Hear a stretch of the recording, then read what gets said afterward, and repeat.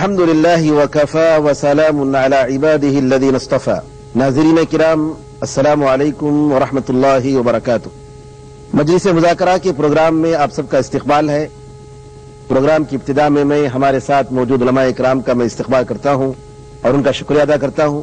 ہمارے ساتھ تشریف فرما ہے مولانا محمد اشفاق سلفی صاحب، مولانا شیخ ظفر الحسن صاحب، مولانا ولی اللہ سعیدی صاحب اور مولانا محمد خالد ندوی غازی پوری صاحب. ناظرین کرام، ہم اپنے گزشتہ موضوع کے تکمیلے کے ساتھ تربیت اولاد اور اسلامی گھریلو اور اسلامی خاندان کی تشکیل کیسے ہوتی ہے اور تربیت اولاد اسلامی خاندان کے لیے ایک اہم جز ہے، اس سلسلے میں ہم لوگوں نے گزشتہ حلقے میں بات کی تھی. آج کے حلقے میں اولاد کے کیا حقوق ہیں، اس سلسلے میں انشاءاللہ ہم گفتگو کریں گے. تو مولانا محمد اشفاق صاحب، آپ ذرا بتائیں کہ والدین پر کیا کیا ذمہ داریاں آتی ہیں؟ بہرحال یہ ہم آیات، احادیث اور تجربات کی روشنی میں بھی سمجھتے ہیں کہ اولاد اللہ سبحانہ تعالیٰ کی بہت بڑی نعمت ہے. جی، ایک نعمت عظیمہ اولاد کی شکل میں ہمیں یا ہم میں سے کسی کو اگر حاصل ہوتی ہے تو اس کو چاہیے کہ اللہ رب العالمین کا اس عظیم نعمت پر شکریہ ادا کرے اور نئے مہمان کا استقبال کرے خندہ پیشانی سے، اللہ رب العالمین کی شکر گزاری کے ساتھ، خواہ آنے والی اولاد مذکر ہو یا مؤنث. ماشاءاللہ، بہت اہم نقطہ آپ نے بتایا. جاہلیت میں ہوتا یہ تھا کہ اگر کسی کے ہاں بیٹی آتی تھی، سورہ نحل میں اللہ تعالیٰ نے حقائق کو پیش کیا ہے، وَإِذَا بُشِّرَ أَحَدُهُم بِالْأُنثَىٰ ظَلَّ وَجْهُهُ مُسْوَدًّا وَهُوَ كَظِيمٌ يَتَوَارَىٰ مِنَ الْقَوْمِ مِنْ سُوءِ مَا بُشِّرَ بِهِ أَيُمْسِكُهُ عَلَىٰ هُونٍ أَمْ يَدُسُّهُ فِي التُّرَابِ أَلَا سَاءَ مَا يَحْكُمُونَ. کہ اگر کسی کو بشارت دی جاتی تمہارے گھر بیٹی ہوئی ہے تو شرم کے مارے چھپا پھرتا، قوم کا سامنا نہیں کرتا، قوم کے افراد کے سامنے نہیں آتا، ادھیر بن میں لگا رہتا کہ کیا اس ذلت کو رکھے اپنے پاس باقی یا جا کر مٹی کے نیچے دبا آئے. ایسا نہیں ہونا چاہیے، جیسا کہ آج کل یہ جاہلی تصور پھر مسلمانوں میں عود کرایا. اگر کسی کے گھر ایک بیٹی ہو گئی اور خیر سے اگر دوسری بیٹی بھی آ گئی تو نہ پوچھو، اگر تیسری بیٹی آ گئی تو پھر بہت سے ناعاقبت اندیش مرد اپنی بیوی کو چتاونی دیتے ہیں، ڈراتے ہیں کہ اگر اب کی بار اگر بیٹی لائی تو تم کو طلاق پڑ جائے گی، جیسے کہ بیٹا بیٹی پیدا کرنا اس کے اپنے اختیار کی. تو اللہ رب العالمین کی نعمت کی شکر گزاری کا مطلب یہ کہ بیٹا آئے یا بیٹی آئے، الحمدللہ اللہ کی طرف سے گفٹ ہے، نعمت ہے، اس کا شکریہ ادا کیا. بہت آپ جس نقطے کی طرف لا رہے ہیں مولانا، ایک منٹ، میں نے ایک سوال کیا تھا لیکن آپ نے ایک دوسرے مسئلے کو اچھالا ہے یہاں پر جو بہت ہی اہم ہے، یعنی لڑکا اور لڑکی. الحمدللہ عام طور پر یہ تصور ہوتا ہے، عورت کو متہم کیا جاتا ہے کہ بچیاں جب جنتی ہیں تو عورت اس کی ذمہ دار ہے، جبکہ قرآن کریم میں اللہ نے فرمایا وَأَنَّهُ خَلَقَ الزَّوْجَيْنِ الذَّكَرَ وَالْأُنثَىٰ مِن نُطْفَةٍ إِذَا تُمْنَىٰ. مولانا اس سلسلے میں آپ ذرا بتائیں. شیخ نے کافی باتیں بتا دی، جو کچھ باقی تھی آپ نے اشارہ کر دیا. جی، اس میں کوئی شک نہیں کہ اولاد پیدا ہوتی ہی سب سے بڑی چیز ہے نبی کا اسوہ اپنانا چاہیے. جب عورت حالت حمل میں ہو اس وقت تو انسان دعا مانگے، سمجھیے، ربنا هب لنا من ازواجنا وذرياتنا قرة اعین اے رب هب لي من الصالحین، اللہ سے دعا مانگے نیک اولاد کی. اسی لیے حضرت عائشہ رضی اللہ تعالیٰ کہتی دعا میں اس دعا کو مانگے، کبھی لڑکے اور لڑکی کی تعیین نہ کرے کہ اللہ ہم کو لڑکا ہی دے یا اللہ ہم کو لڑکی ہی دے. یہ تعیین نہیں ہوتی، انسان کو رغبت ہوتی لیکن تعیین نہ کرے. نمبر 2، انسان اگر مانگتا ہے تو اس میں کوئی حرج نہیں، لیکن علی رضی اللہ تعالیٰ کے بارے میں آتا ہے اللہ تعالیٰ ہم کو دے من الصالحین، لیکن اللہ تعالیٰ ہم کو لڑکا ہی دے. زکریا نے دعا مانگی تعین کے ساتھ، یہ تعین یہ دعا نہ مانگے، اللہ لڑکا نہیں، وہ مقصد نہیں ہمارا لڑکی ہوئی. خیر مولانا فرمائیے. علی رضی اللہ تعالیٰ کے بارے میں آتا ہے مریم کا مقصود یہ ہے کہ صاحب رب العالمین کی طرف سے لڑکا یا لڑکی جو بھی نعمت ملی ہے اس پر اس کا شکر گزار ہونا چاہیے.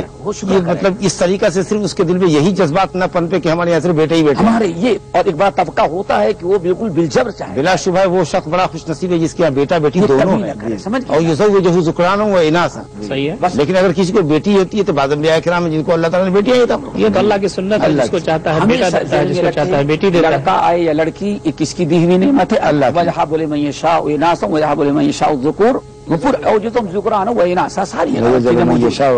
ہاں، حضرت عائشہ رضی اللہ تعالیٰ عنہ کی اس حدیث کے مطابق سب سے پہلا عمل ہمارا یہ ہونا چاہیے کہ جب بھی نبی علیہ السلام کو کسی خوشی کی خبر دی جاتی تو کیا پڑھتے؟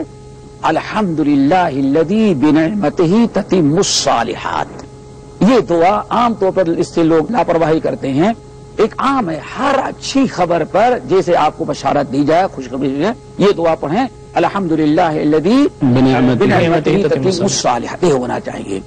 نمبر 2، ام المومنین عائشہ رضی اللہ تعالی عنہا سے امام بخاری رحمۃ اللہ علیہ الادب المفرد میں نقل کرتے ہیں کہ جب ان کے یہاں کوئی آگے خبر دیتا کہ یہاں فلاں کے یہاں ولادت ہو گئی تو راوی کہتے ہیں ام المومنین عائشہ رضی اللہ تعالیٰ پہلے یہ نہیں پوچھتی تھی کہ بیٹا ہے یا بیٹی، کہتے سالمن، صحیح سالم ولادت ہوئی. یہ بھی اللہ تعالیٰ کا ایک شکر تھا. جب انسان کہتا ہے کہ ہاں صحیح سالم، اس کے بعد پوچھتی لڑکا ہے یا لڑکی. اور نمبر 3، لڑکے اور لڑکی کی ولادت پر ذرہ برابر تفریق نہیں ہونی چاہیے. کیوں؟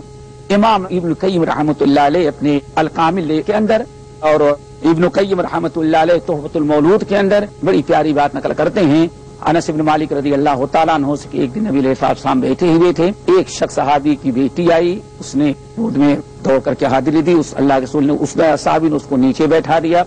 لڑکا آیا تو گود میں لے کر کے اس کو لاڈ پیار کرنے لگے. اللہ سبحانہ ما عدلت بینہما، تم نے لڑکے اور لڑکی کے درمیان عدل انصاف سکھا. عدل انصاف کی بات انشاءاللہ یہ بات آئے گی. یہاں یہ بتانا چاہ رہے ہیں ہم کہ لڑکا اور لڑکی کا ہونا اس کا سبب ماں نہیں ہے، نہ ماں ہے نہ باپ ہے. دیکھیں ایک منٹ، اللہ تعالیٰ پیدا کرنے والا ہے، لیکن اللہ تعالیٰ نے سبب بنایا ہے نطفے کو، اور نطفہ ہے باپ کا، ماں کا نہیں ہے. جی، نطفہ جیسا کہ قرآن واللہ نے فرمایا وَأَنَّهُ خَلَقَ الزَّوْجَيْنِ الذَّكَرَ وَالْأُنثَى، کہ اللہ تعالیٰ نے مرد اور عورت دو جوڑے بنائے. من نطفة اذا تمنى، نطفے سے جب وہ ٹپکایا جائے. تو علماء نے استدلال کیا اس سے کہ لڑکا یا لڑکی کا ہونا یہ جو ہے عورت کے حصے میں نہیں ہے، سبب اس کا عورت نہیں ہے بلکہ مرد کے نطفے سے ہے، اور نطفہ مرد کی وجہ سے ہوتا ہے. میں اس میں ایک بات یہ جوڑنا چاہ رہا تھا، جی جو آپ نے یہ فرمایا کہ بھائی بچہ اور بچی کی جو بات ہے، جی تو اسلام نے اس میں کوئی تفریق نہیں کی ہے اور کہا ہے کہ اس کو خوشی خوشی، جیسا کہ مولانا نے فرمایا کہ اللہ کا تحفہ اس کو سمجھنا چاہیے. بلکہ لڑکی اگر ہے تو لڑکی کے بارے میں تو اسلامی کی تعلیمات اور بھی زیادہ ہیں. یہ کہ اگر 2 بچی ہے 3 بچی ہے، لڑکوں کے مقابلے میں لڑکیوں کو جو لوگ حقیر سمجھتے ہیں ان کو یہ سمجھنا چاہیے کہ ہم کو شاید لڑکی جنت میں جلدی لے جانے والی ہو اور جنت میں جلدی پہنچانے والی ہوگی. اب جو مسئلہ یہاں بچ رہا تھا وہ یہ کہ تربیت اولاد کے سلسلے میں مولانا نے تو گفتگو کا آغاز حمل سے کیا ہے. میں اشارہ کرنا چاہتا ہوں کہ میاں بیوی جب ایک دوسرے سے قریب ہوں اس وقت کی بھی تو دعا اسلام نے سکھائی ہے. بالکل بالکل. جی جی جی جی اللہم جنبنا الشیطان وجنب ما رزقنا منہ. جنبی شیطان ما رزقتنا. تو یہ جو اللہ تعالیٰ نے جو رزق دے رہا ہے، جو نوازنے والا ہے، وہ آج ہی سے ہمارے پاس یہ نیت ہو کہ اس کو اللہ تعالیٰ محفوظ رکھے اور وہ صحیح خطوط پر ہو. اس کے بعد حمل کے دوران دعا کی بات ہے کہ اللہ تعالیٰ ہمیں صالح اولاد دے. رب حب لی من الصالحین. اذان اگر دیتے ہیں آپ تو فوراً ہونا چاہیے. عام طور پر لوگ اس سلسلے میں تاخیر کرتے ہیں کہ فلاں صاحب آئے وہ اذان دے، فلاں صاحب آئے اذان دے، جبکہ حکمت جو بتائی گئی ہے اس میں یہ ہے کہ اس کے کان میں پڑے تو سب سے پہلے جو آواز اس کے کان میں پڑے اذان کی آواز ہو، توحید کے کلمات ہو، یہ مقصد ہے. بہرحال اذان کے بعد دوسرے بہت سارے مسائل. ایک بات سے میں کہنا چاہ رہا تھا کہ اذان کے بارے میں مولانا نے کہا کہ ہاسپٹل میں تو کوئی ہوتا نہیں جو کان میں کہہ دے، گھروں میں بھی جو ڈلیوری ہوتی ہے تو کہتے ہیں مولوی صاحب کو بلا لاؤ. ہاں وہی تو، مولوی صاحب کو بلا لاؤ. ہمارا معاشرہ اس درجہ پر پہنچ گیا ہے شوہر کو اذان دینا چاہیے، کم سے کم اس کا بچہ ہے اس کو اذان دینا چاہیے. گھر کے خواتین موجود ہیں، گھر کے بچے موجود ہیں، لوگ ہیں، سب اذان دینے کے لائق ہیں. یہ بڑی ہی تکلیف کی بات کبھی کبھی ہوتی ہے کہ کسی گھر بچہ پیدا ہوتا ہے تو کہتے ہیں مولانا صاحب کو بلا لاؤ اذان دیں گے وہ. لیکن اگر وقت پر کوئی نہیں پہنچا، گھنٹے 2 گھنٹے کے بعد جیسے مولانا ہاسپٹل میں بتا رہے ہیں نہیں پہنچ سکے، اس کے بعد بھی دے دینا ہاں چاہیے. ایک دوسرے دن پہنچا جب بھی دینے چاہیے. یہ کوئی ضروری نہیں کہ ہاں سب سے پہلی آواز لازمی چاہیے تھے. حضرت نہیں پہنچا تو ٹھیک ہے، کوئی سبب رہا، ہاں سبب رہے تو کوئی عذر رہا تو ٹھیک ہے. نہیں میں نے ناظرین کہیں یہ نہ سمجھ لیں کہ ہاں اگر وقت پر نہیں دے سکے جیسے آپ نے کہا تو پھر نہ دینا. ہاں دوسرے تیسرے دن نہ دے. جی مولانا اس میں ایک اور مسئلہ ہے. نبی کریم صلی اللہ علیہ وسلم کی سنت رہی ہے تحنیک. صحیح بخاری وغیرہ کی روایت حضرت عبداللہ ابن زبیر اول المولود ہیں فی المہاجرین، تو نبی علیہ السلام نے کھجور چبا کر کے ان کے تلوے میں رکھ دیا. تو بہرحال یہ دیکھیں تحنیک ہوئی اس موقع پر. اور اس سلسلے میں ایک بات میں اور بتاؤں امام شاطبی رحمتullah علیہ سمجھتے ہیں، مفسر بھی ہیں، محدث بھی ہیں، محقق بھی ہیں، اور سب سے بڑی چیز کیا وصولی ہیں، بلکہ وصول فقہ میں سب سے ماہر ہیں۔ ہاں، وصول فقہ میں سب سے اہم کتاب ان کی سمجھ جاتی ہے۔ انہوں نے الاعتصام کے اندر نقل کرتے ہیں کہ کسی چیز کی سنت ہونے، نبی علیہ السلام نے کوئی عمل کیا، آئندہ اس کے سنت ہونے یا نہ ہونے کی پہچان کیا ہے؟ نبی علیہ السلام کے بعد بھی اگر وہ تعامل رہا، صحابہ نے اس کو جاری رکھا، تو اس کا مطلب کہ آپ کے وہ مسنون ہے اور آپ نے تسنناً وہ چیز عمل کیا تھا کہ امت کے لوگ بھی اس کو اپنائیں۔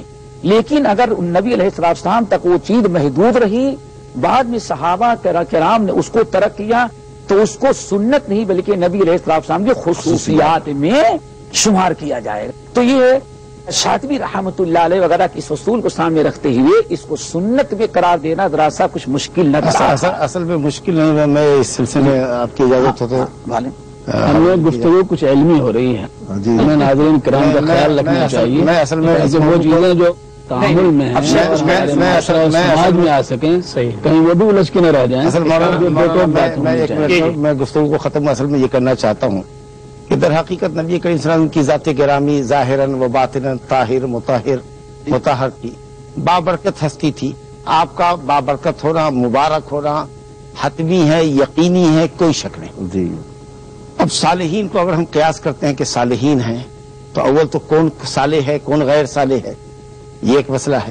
بظاہر ہم ماشاءاللہ آپ کو صالح سمجھتے ہیں، آپ اچھا گمان کسی کے متعلق رکھتے ہیں، اور سادات الصالحین، صالحین کے سرداران خلفائے راشدین صحابہ کرام کی پوری زندگی میں کہیں، جیسا کہ مولانا نے عرض کیا ظفر الحسن مدنی صاحب نے، کہ کوئی ایک واقعہ بھی کسی صحیح ضعیف حدیث سے عہد نبی میں، عہد خلافت راشدہ میں نہیں ثابت ہے کہ انہوں نے کسی کی تحریک کی ہو۔ لہذا کسی اور صالح کو، صحابہ کرام کو تو چھوڑیے، ان کو بھی قیاس نہیں کیا نبی صلی اللہ علیہ وسلم پر، کوئی اور صالح کو بدرجہ اولا نبی صلی اللہ علیہ وسلم پر قیاس نہیں کرنا چاہیے۔ اس لیے یہ نبی صلی اللہ علیہ وسلم کے خصائص میں سے ہے۔ اور پھر جس آدمی سے اگر تحریک کراتے ہیں، خود اس کے بھی عجب میں مبتلا ہونے کا ڈر ہے۔ کوئی سمجھے کہ لوگ مجھے صالح سمجھتے، اس لائق سمجھتے ہیں کہ میرا لعاب اپنے بچے کے منہ میں ڈالیں جو پہلی غذا کے طور پر استعمال ہو، تو خود اس کے ساتھ بھی احسان یہ ہے کہ وہ کہیں اپنی بزرگی کے معاملے میں شیطان کہیں اس کو راہ راست نہ کرے۔ جزاک اللہ خیر۔ ناظرین کرام، ایک وقفے کے بعد ہم دوبارہ حاضر خدمت ہوں گے، اس وقت تک کے لیے اجازت دیجیے۔ السلام علیکم ورحمۃ اللہ وبرکاتہ۔ السلام علیکم ورحمۃ اللہ وبرکاتہ۔ ناظرین کرام، مجلس مذاکرات کے پروگرام میں دوبارہ آپ کا استقبال ہے۔ حقوق اولاد کی تعلق سے باتیں ہو رہی تھیں۔ مولانا خالد ندی صاحب نے ایک اہم بات کی طرف اشارہ کیا کہ اذان اگر دیتے ہیں آپ تو فوراً ہونا چاہیے۔ عام طور پر لوگ اس سلسلے میں تاخیر کرتے ہیں کہ فلاں صاحب آئے وہ اذان دے، فلاں صاحب آئے اذان دے، جبکہ حکمت جو بتائی گئی ہے اس میں یہ ہے کہ اس کے کان میں پڑے تو سب سے پہلے جو آواز اس کے کان میں پڑے اذان کی آواز ہو، توحید کے کلمات ہو، یہ مقصد ہے۔ بہرحال اذان کے بعد دوسرے بہت سارے مسائل۔ ایک بات سے میں کہنا چاہ رہا تھا کہ اذان کے بارے میں مولانا نے کہا کہ ہاسپٹل میں تو کوئی ہوتا نہیں جو کان میں کہہ دے، گھروں میں بھی جو ڈلیوری ہوتی ہے تو کہتے ہیں مولوی صاحب کو بلا لاؤ۔ ہاں وہی تو، مولوی صاحب کو بلا لاؤ۔ ہمارا معاشرہ اس درجہ پر پہنچ گیا ہے، شوہر کو اذان دینا چاہیے، کم سے کم اس کا بچہ ہے اس کو اذان دینا چاہیے، گھر کے خواتین موجود ہیں، گھر کے بچے موجود ہیں، لوگ ہیں، سب اذان دینے کے لائق ہیں۔ یہ بڑی ہی تکلیف کی بات کبھی کبھی ہوتی ہے کہ کسی گھر بچہ پیدا ہوتا تو کہتے ہیں مولانا صاحب کو بلا لاؤ، اذان دیں گے وہ۔ لیکن اگر وقت پر کوئی نہیں پہنچا، گھنٹے 2 گھنٹے کے بعد جیسے مولانا ہاسپٹل میں بتا رہے ہیں نہیں پہنچ سکے، اس کے بعد بھی دے دینا ہاں چاہیے۔ یہ دوسرے دن پہنچا جب بھی دینے چاہیے۔ یہ کوئی ضروری نہیں کہ ہاں سب سے پہلی آواز لازمی چاہیے تھے حضرت نہیں پہنچا تو ٹھیک ہے، کوئی سبب رہا، ہاں سبب رہے تو کوئی عذر رہا تو ٹھیک ہے۔ نہیں، میں نے ناظرین کہیں یہ نہ سمجھ لیں کہ ہاں اگر وقت پر نہیں دے سکے جیسے آپ نے کہا تو پھر نہ دینا۔ ہاں دوسرے تیسرے دن نہ دے۔ جی مولانا، اس میں ایک اور مسئلہ ہے، نبی کریم صلی اللہ علیہ وسلم کی سنت رہی ہے تحنیک۔ صحیح بخاری وغیرہ کی روایت، حضرت عبداللہ ابن زبیر اول المولود ہیں فی المہاجرین، جو نبی علیہ السلام نے کھجور چبا کر کے ان کے تلوے میں رکھ دیا۔ تو بہرحال یہ دیکھیں تحنیک ہوئی اس موقع پر۔ اور اس سلسلے میں ایک بات میں اور بتاؤں، امام شاطبی رحمتullah علیہ سمجھتے ہیں، مفسر بھی ہیں، محدث بھی ہیں، محقق بھی ہیں، اور سب سے بڑی چیز کیا وصولی ہیں، بلکہ وصول فقہ میں سب سے ماہر ہیں۔ ہاں، وصول فقہ میں سب سے اہم کتاب ان کی سمجھ جاتی ہے۔ انہوں نے الاعتصام کے اندر نقل کرتے ہیں کہ کسی چیز کی سنت ہونے، نبی علیہ السلام نے کوئی عمل کیا، آئندہ اس کے سنت ہونے یا نہ ہونے کی پہچان کیا ہے؟ جی نبی علیہ السلام کے بعد بھی اگر وہ تعامل رہا، صحابہ نے اس کو جاری رکھا، تو اس کا مطلب کہ آپ کے وہ مسنون ہے اور آپ نے تسنناً وہ چیز عمل کیا تھا کہ امت کے لوگ بھی اس کو اپنائیں. لیکن اگر نبی علیہ السلام تک وہ چیز محدود رہی، بعد میں صحابہ کرام نے اس کو ترک کیا، تو اس کو سنت نہیں بلکہ نبی علیہ السلام کی خصوصیات میں شمار کیا جائے گا. تو یہ شاطبی رحمۃ اللہ علیہ وغیرہ کی اس اصول کو سامنے رکھتے ہوئے اس کو سنت میں قرار دینا ذرا سا کچھ مشکل نہ تھا. اصل میں مشکل نہیں ہے. میں اس سلسلے میں آپ کی اجازت ہو تو ہمیں گفتگو کچھ علمی ہو رہی ہے، ہمیں ناظرین کرام کا خیال رکھنا چاہیے. میں اصل میں وہ چیزیں جو تعامل میں ہیں سماج میں آ سکیں، صحیح کہیں وہ بھی الجھ کے نہ رہ جائیں. میں گفتگو کو ختم اصل میں یہ کرنا چاہتا ہوں کہ در حقیقت نبی کریم صلی اللہ علیہ وسلم کی ذات گرامی ظاہراً و باطناً طاہر مطہر مطہر تھی، بابرکت ہستی تھی. آپ کا بابرکت ہونا، مبارک ہونا حتمی ہے، یقینی ہے، کوئی شک نہیں. جی اب صالحین کو اگر ہم قیاس کرتے ہیں کہ صالحین ہیں تو اول تو کون صالح ہے کون غیر صالح ہے، یہ ایک مسئلہ ہے.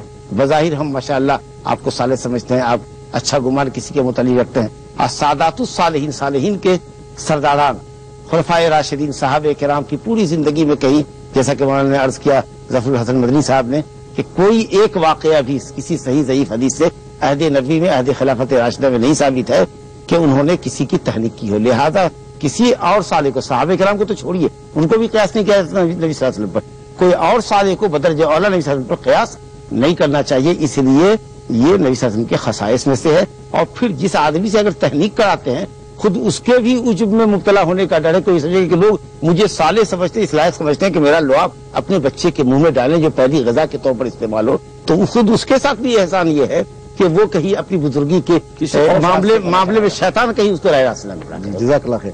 مولانا، بچوں کے حقوق میں سے ایک اہم حق عقیقہ ہے. اس سلسلے میں آپ ناظرین کرام کو بتائیں کہ نبی کریم صلی اللہ علیہ وسلم کی سنت کیا ہے. یہ نبی اکرم صلی اللہ علیہ وسلم کے سنتوں میں سے ہے کہ آپ صلی اللہ علیہ وسلم نے صحابہ کرام کو رہنمائی فرمائی ہے. خود حضرت حسن حسین کے سلسلے میں آپ نے یہ سنت جاری فرمائی، عقیقہ فرمایا، اور یہ بات بتائی کہ یہ چیز، یہ حق ہے بچے کا، خوشی کا اظہار بھی ہے. اور اس میں اس موقع پر جبکہ یہ نیا مہمان گھر میں آ رہا ہے تو پھر غربا مساکین دیگر لوگوں کا انتظام بھی ہو جاتا ہے اس کے حوالے سے. تو یہ خیر کا ذریعہ ہے، اور اس کے ذریعے گویا کی خوشی کا اظہار جہاں اسلام میں یہ ہے کہ آدمی اپنے آپ میں رہے اور اس کو نعمت سمجھے، شکرانہ سمجھے، اور وہاں غربا مساکین سب کا خیال کرے، تو یہ ساری حکمتیں اس عقیقے کے اندر موجود ہیں. آدمی نہ جانے کیا کیا کرتا ہے، وہ لڑ بازی کرتا ہے، فلاں کرتا ہے، یہ کرتا ہے، وہ کرتا ہے. تو اسلام کرتا ہے غیر اسلامی رسم. تو اسلام نے عقیقے کی جو سنت نبی اکرم صلی اللہ علیہ وسلم نے جاری فرمائی ہے، تو اس میں گوناگون اس کی حکمتیں اور برکتیں ہیں. اور اگر کوئی شخص مستحق ہے، نصاب والا ہے، اللہ تعالیٰ نے خوشحالی اس کے یہاں دی ہے، تو اسے لازماً کرنا چاہیے. اور اگر تنگ دست ہے، فاقہ مست ہے، نہیں کر سکتا ہے، تو پھر اللہ تعالیٰ انشاءاللہ اس کو رخصت دے دے، اس پر مواخذہ نہیں کرے. جزاک اللہ خیر. بچے کے لیے اچھے نام کا اختیار کرنا، یہ بھی بچوں کے حقوق میں سے آتا ہے. اس سلسلے میں مولانا کیا فرماتے ہیں؟ اللہ کے رسول صلی اللہ علیہ وآلہ وسلم کی خدمت عالیہ میں جب کوئی شخص آتا جی تو آپ نام بھی دریافت کیا کرتے تھے، اور اگر نام اچھا ہے تو آپ خوشی کا اظہار فرماتے، جی. اور اگر اس کے مفہوم میں کوئی بات ایسی ہے جو بہتر نہیں ہے تو اللہ کے رسول بدل بھی دیا کرتے تھے. لہذا صحابیات اور صحابہ کرام کے تعلق سے احادیث کے اندر یہ چیز آتی ہے کہ آپ نے بعض حضرات کا نام بدل دیا، تو حضور صلی اللہ علیہ وسلم اچھے نام کو پسند فرماتے تھے. جس طرح اللہ کے رسول کو خوشبو پسند تھی، اچھا منظر پسند تھا، اللہ نے اعلیٰ دین، اسلام، قرآن پاک آپ کو اخلاق اعلیٰ پر مبعوث فرمایا تھا، تو اچھے نام بھی آپ پسند فرماتے تھے. لہذا جو بچہ پیدا ہو یا بچی پیدا ہو، والدین کو چاہیے کہ 7ویں دن عقیقہ کریں اور اس کا اچھا نام تجویز کریں. نام پہلے بھی رکھ سکتے ہیں، پیدائش کے بعد بھی رکھ سکتے ہیں، اور عقیقے والے دن بھی رکھ سکتے ہیں. ہمارے یہاں جو چھٹی مولانا اشفاق صاحب نے کہا، اس چھٹی کی چھٹی ہونی چاہیے. ہمارے مشرقی یو پی کے اندر، بہار کے اندر یہ چھٹی کا ایسا رسم ہے، اب بھی باقی ہے उसमें तमाम औरतें जमा होती हैं और सब तेल ले करके अपने उस सर पे लगाती हैं और क्या क्या करती हैं, उसको छट्टी कहा जाता है। उसकी छुट्टी उसी वक्त होगी जब हम इस सुन्नत सनिया को जारी करेंगे और इस्लामी नहज पे अपनी औलाद की तरबियत और उसकी नशोनुमा की फिक्र करेंगे। जज़ाकुल्लाह खैर। नबी करीम सल्लल्लाहु अलैहि वसल्लम की सुन्नतों में एक अहम सुन्नत खतना करना है। नबी करीम सल्लल्लाहु अलैहि वसल्लम ने अनबिया की सुन्नत बताई है बच्चों के ताल्लुक से, तो इस सिलसिले में मौलाना मुख्तसर तौर पर आप 1 मिनट बताएंगे। खतना उस जायद चमड़े को काटने का नाम है जो लड़के की अज़्व तनासुल के ऊपर जायद चमड़ा जो लटकता होता है, ताकि वो हशफा जो उसका बालाई हिस्सा है, गोल हिस्सा है, वो खुल जाना चाहिए। ये दर हकीकत क़ब्ल बुलूग हो जाना चाहिए, क्योंकि बुलूगत के बाद तहारत का मसला रहता है। वैसे 7वें दिन खतना भी हो, अकीका भी हो, बेहतर है, लेकिन जरूरी नहीं कि 7वें दिन खतना हो जाए। बच्चे जितना बचपन में करेंगे उतना आसान है। अभी वो उसके हालात के हिसाब से, सेहत के हिसाब से देखे। असल में वो होना ही चाहिए कि क़ब्ल बुलूगत ये काम हो जाना चाहिए। ये लड़के के हक में तो वाजिब है, अलबत्ता लड़की के सिलसिले में मकरमतुल लिल्लिसा कहा गया है, पाकीज़गी का जरिया है। जी, जज़ाकुमुल्लाह खैरन। मौलाना इस सिलसिले में आपको अल्लाह यज़िकुम खैर। उसमें सिर्फ इतनी बात आधे मिनट मुझे कहनी है कि ये जो इस्लाम की तालीमात हैं और बच्चे का हक भी है वो, तो उसमें अगर हिकमत देखी जाए तो उसमें भी गैर मामूली हिकमत है। अब खतने में कितनी बड़ी हिकमत है, आज दुनिया वहां तक पहुंच रही है। आज सब गैर मुस्लिम करा रहे हैं कि उसमें तहारत का मसला है, सारी चीजें हैं, आज बड़ी बड़ी बीमारियां हो रही हैं। अब ये सुन्नत पर अमल करके आज इंसान मुसलमान कितनी बुराइयों से बच जा रहा है। बहुत बहुत सही, जज़ाकुमुल्लाह खैरन। नाज़रीन किराम, मौजू अभी बाकी है, किसी नए हल्के के साथ इंशाअल्लाह अगले प्रोग्राम में हम आएंगे। मैं उलमा इकराम का सबका शुक्रिया अदा करता हूँ और आपका भी शुक्रिया अदा करता हूँ। उस वक्त तक के लिए इजाजत दीजिए। अस्सलामु अलैकुम व रहमतुल्लाह।